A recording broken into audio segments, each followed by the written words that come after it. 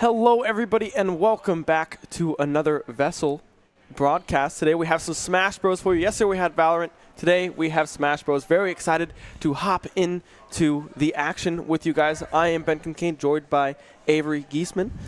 Very excited to hop in to everything. What are you thinking, or what is going through your mind of what you expect to see today with our Smash Bros? I mean, I'm so excited to see some Smash Bros gameplay, Ben. This is our first time on the desk here, getting the Smash Bros action rolling. As you've said, a lot of Valorant action, some Rocket League action, but it's the first time we're actually able to cast Smash here, so I'm really excited to get into the gameplay, see what the high schoolers are all about. I know they came to play today, so I'm just excited to see all of the action in this brand new title.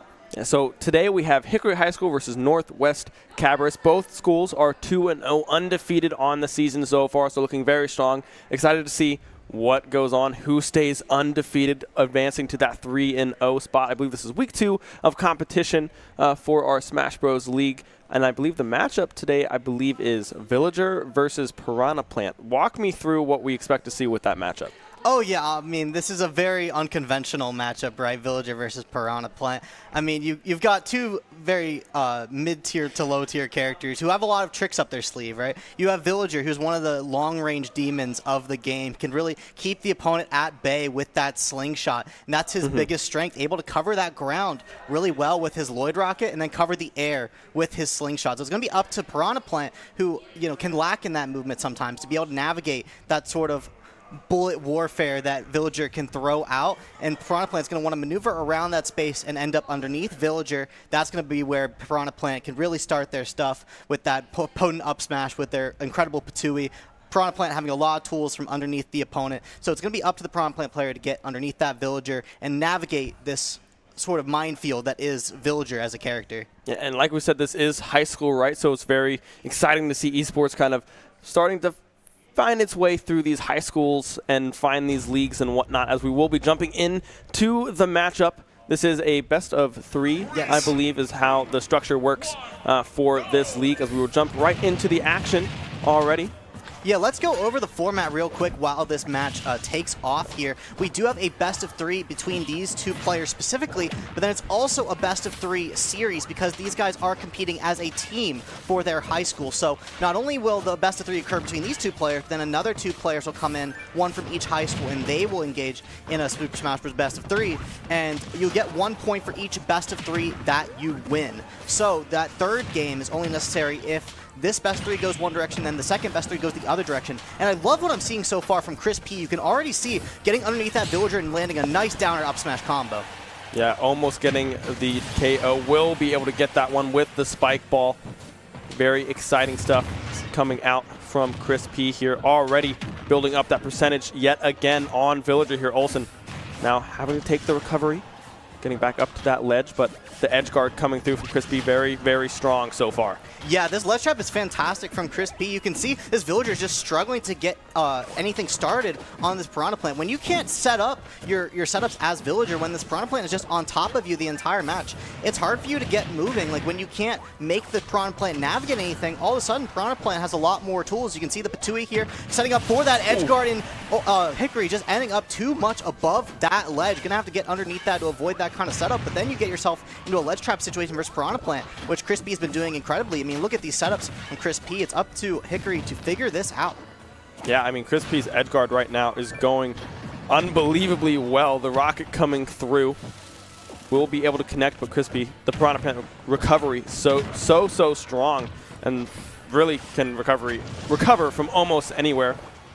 See the little lash coming through there. I really like some of these ideas from Olsen. You can see he's trying to get these setups to go his way, but just getting caught off stage one too many times. A 3-stock coming out for Cabarrus, I believe, is going to be the school taking that first game. So yeah, the Piranha Plant looking really strong. It's going to be really tough to take down this kind of player from Villager, but I want to see a few things from this Villager. And the biggest thing I didn't see is that pocket ability, right? Villager having the tools to take the Patui away from Piranha Plant, and that's going to be such a strong tool for getting off of that ledge bend. You see how many times the Piranha Plant was able to make that Patui work on those offstage scenarios. If you use that pocket ability from Villager, you can put that Patui in your back pocket, and all of a sudden, now Piranha Plant has to make something else work, possibly with those down B setups that we're seeing. So if a Villager can get these setups in the neutral more, where he's able to get those slingshots on those jumps, cover that ground with the rocket, maybe even bring out the tree. Haven't seen any of the tree from the Villager either, so there's a lot of tools here that the Villager can utilize to bring this set back, but I want to start with that pocket ability, get that Patui off of that Piranha Plant's arsenal.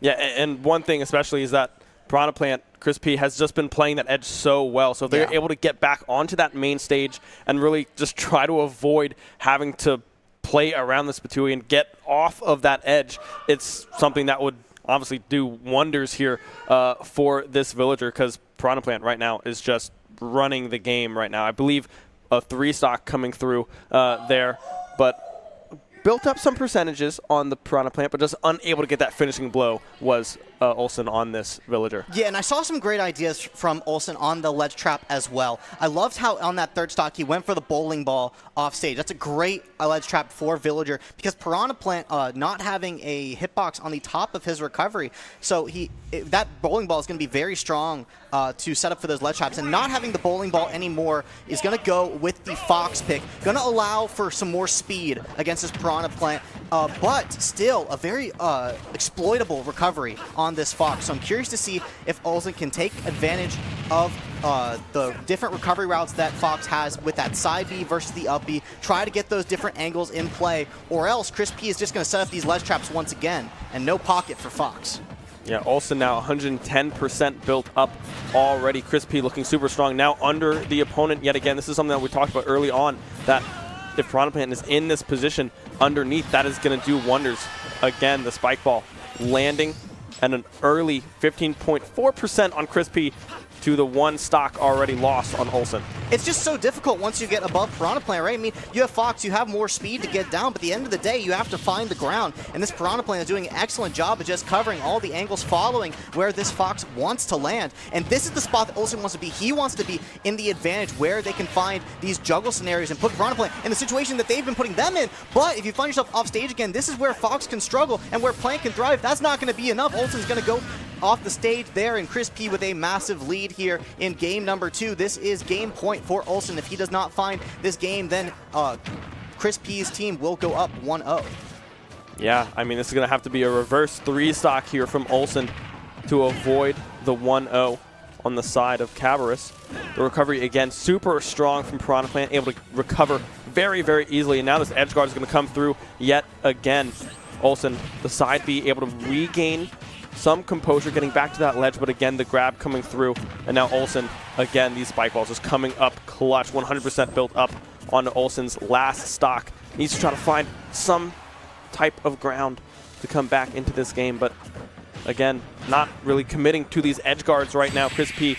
And then the spike ball, again, just better on the side of Crispy here for Cabarrus. Yeah, just not able to find the angles there on the recovery. Crispy looking fantastic on this Piranha Plant, just locking down this ledge scenario. Doesn't matter if it's Villager, doesn't matter if it's Fox. A lot of the setups can stay the same, and although Fox does have that speed, like I said, he only really has a few options on that recovery. So Crispy able to lock those down, able to take it with a clean 2-0 without dropping a stock. I mean, very impressive from any player. Doesn't matter what level of skill you're at in this game. Getting a 3-stock is not an everyday occurrence. And, you know, in this kind of format, it's not like a crew battle where you just swipe through the rest of the team now that you're 3 stocks ahead. This is more of a tennis-style format where those 3 stocks don't matter into the game number 2. In game number 2, you now have a full reset. You can take on the new game as it is, a new game.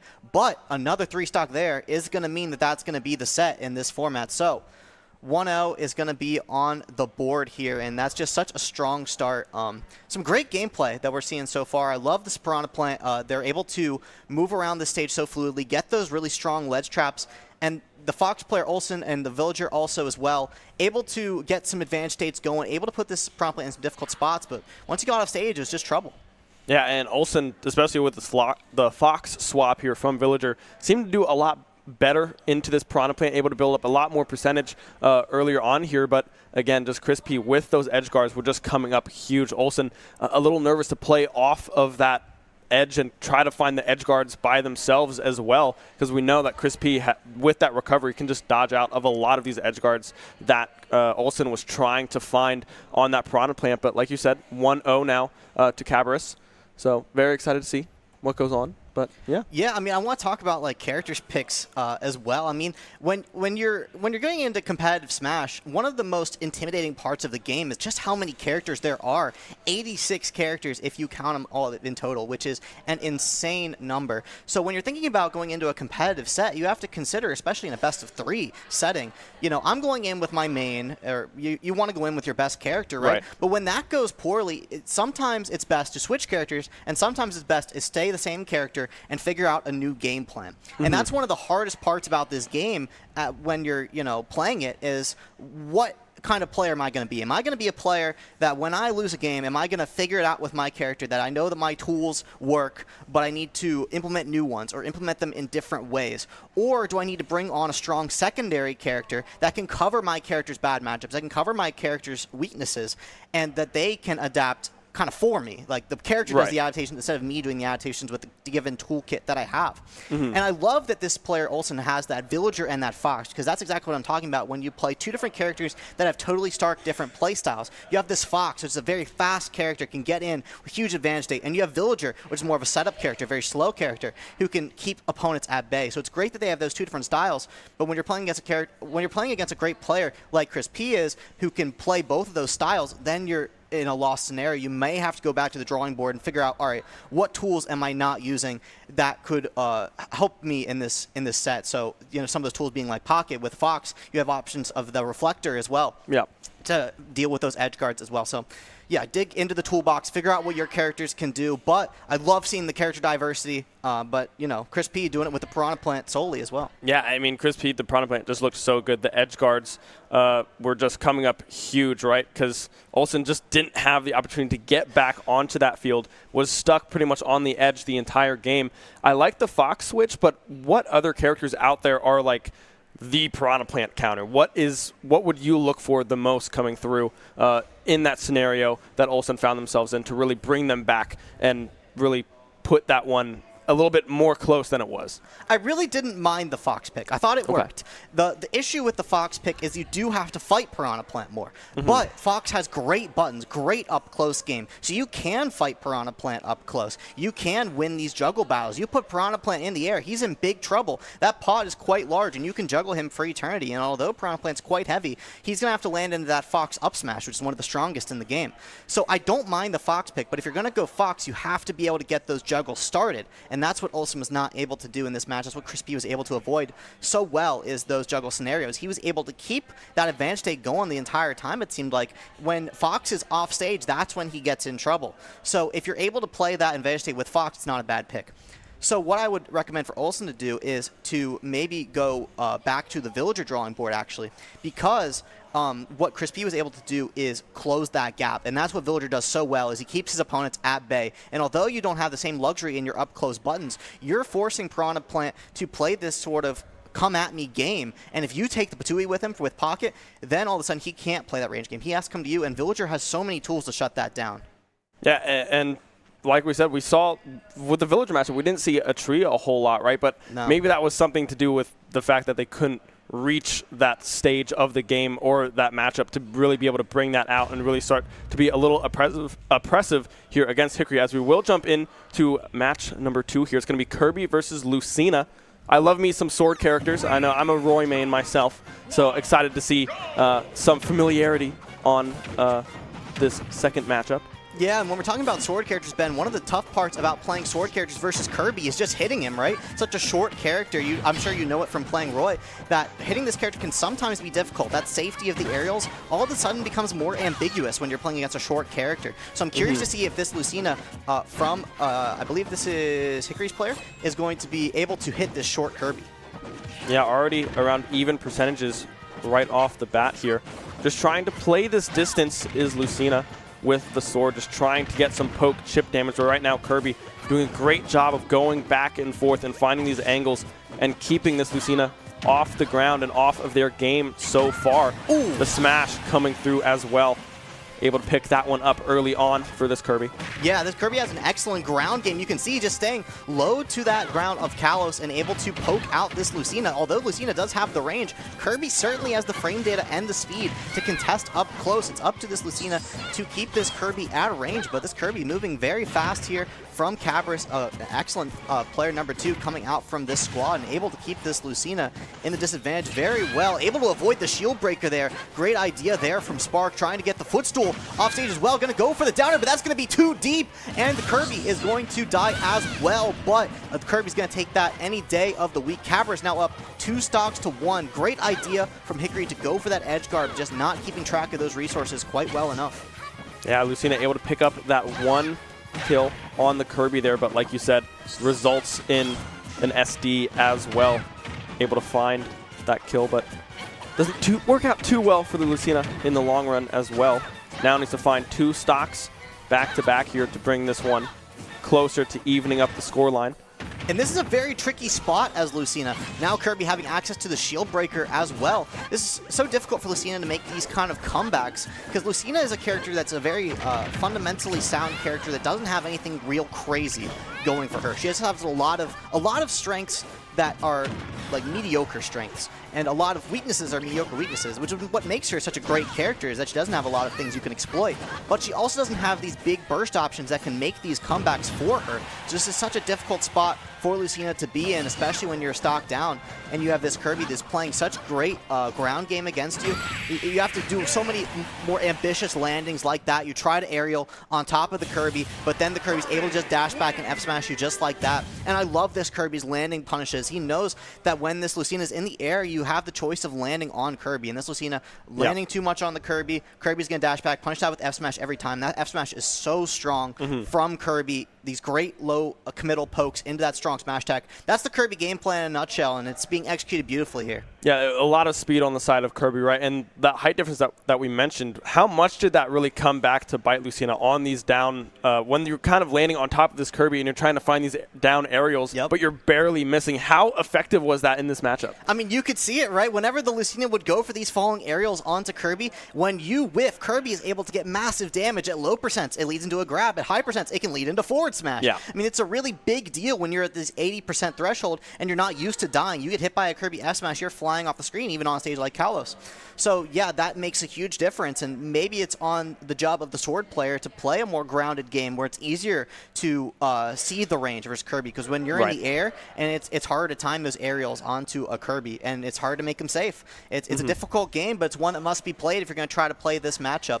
And I love seeing from this Lucina the edge guards, right? We didn't see a particularly successful one, but I love the idea. And the idea is what you need in order to win these games. Whenever you're getting outgrounded, whenever you're getting outsped, the one thing you can do is challenge this Kirby off stage. And although he has a lot of jumps, the the recovery that he has to go for, although it does have a hitbox, you can definitely beat it out before it comes out. And you can catch Kirby with those aerials that we're talking about while he's off stage. And then if you miss, it's not as punishing, right? So, but if you can hit him with those arrows off stage, you take away some of those jumps, and all of a sudden Kirby's in big trouble. So I would love to see that from the Lucina, but I mean, this Kirby is playing immaculate. I expect a strong game too. Yeah, we will be seeing a swap here. The Lucina now opting to play the Joker coming out from your favorite game, Persona 5. Very, very good game, very good series, and a very good character in Smash as well. But Kirby already opening up with high combos coming through, 44% already on the side of Hickory here to the 0 onto this Kirby. And this is a matchup that's tricky for Joker as well. It's not easy for Joker to land on Kirby with those safe aerials. You have to play more of a ground game, and it looks like Cabarrus knows that and is just waiting for this Joker to land on them and then punishing accordingly. You can see it just over and over, this Kirby playing on the ground so well, but Joker having excellent edge guarding like Lucina as well. And then also access to the counter with this Arsene mode that he is now in. And that can be so useful when you're trying to land against this Kirby. You can land with that counter, try to bait him to put out an attack so that you can counter that attack. So playing more grounded now, but still those landing arrows are coming out and Kirby is punishing them in spades. Yeah, Kirby now trying to find this edge guard. We'll wait for Spark to come back up, but already in position to find that kill onto Joker here. 62% built up onto this Kirby. Kirby right now just outspeeding and outmaneuvering so far this Joker of Spark. The up smash there. Yeah, Spark able to call out the landing of Cabarrus as well. That's just what you want to see. When your opponent's hitting you with something, sometimes it's best to hit him with it right back. And when you can get this Kirby in disadvantage, sometimes he's going to want to land on you with aerials as well. Arsene coming out again. This is not Lucina anymore. We have a comeback mechanic now.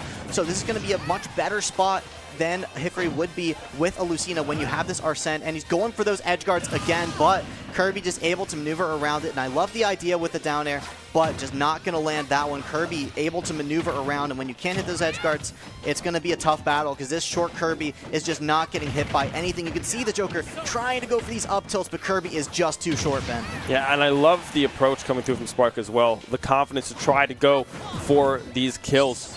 Kirby now having to use the recovery to get back to the map. Nice shot coming through from Spark there. 144 built up onto this Kirby, but not going down just yet. Yeah, now at high percents, any Arsene move will kill, but Arsene is going to go away, and now Joker has to find a kill onto this Kirby. Kirby leading to 162%. This is a tough spot because now Kirby is working with maximum rage. If you land on him with another unsafe aerial, you may get forward smashed and die, so you have to be careful when you're landing here as Spark. And you can see Kirby is fishing for it and going to go for the edge guard as well. Nowhere for Joker to go. Excellent 3-stock coming out from Cabarrus, and that is going to be a nice 2-0 for the squad. Chris P and this Kirby player putting out some dominant performances, definitely know their way around the Super Smash Bros. Stage, and you can just see how they're maneuvering with their characters, how they're punishing these landing options, how they're punishing these recovery options from both players.